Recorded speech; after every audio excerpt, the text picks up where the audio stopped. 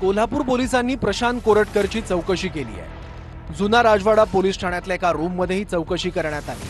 कोरटकरला कोणी मदत केली, प्रशांत कोरटकर कोणाच्या संपर्कात होता असे प्रश्न पोलिसांनी त्याला विचारल्याची माहिती आहे। प्रशांत कोरटकरची चौकशी सुरू असताना पोलीस ठाण्यात इतर कोणालाही प्रवेश दिला जात नव्हता।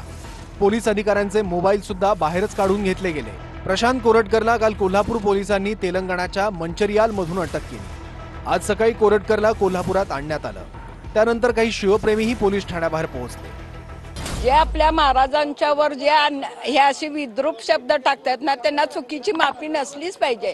त्यांना करेक्ट काय हा कायदा दाखवलाच पाहिजे शासनानं। काही ठिकाणी असाच लपून बसला होता, त्याला घुसून त्याची बोटे छाटली आणि त्याला पळवून लावायचं काम छत्रपती शिवाजी महाराजांनी आणि त्यांच्या मावळ्यांनी केलं होतं। जे त्यानं बोललाय ना ते आमच्या डोक्यात पण आणि मनात पण आहे। त्याचा राग हा व्यक्त 100% होता।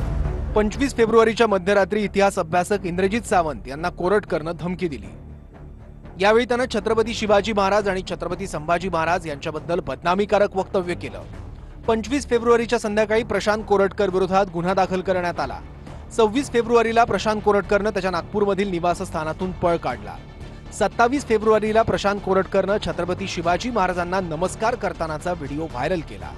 28 फेब्रुवारीला कोल्हापूर न्यायालयानं त्याला अंतरिम जामीन दिला।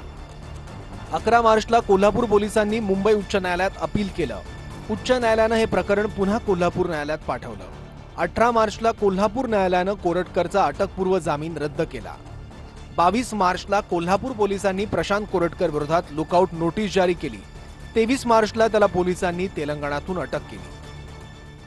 छत्रपती शिवाजी महाराजांच्या काळात अशा कायद्याचा चौरंगा करायचे। चौरंगा मला असं वाटतं याची जीभ छाटली पाहिजे की याला कधी कोणाला काही बोलता नाही आलं।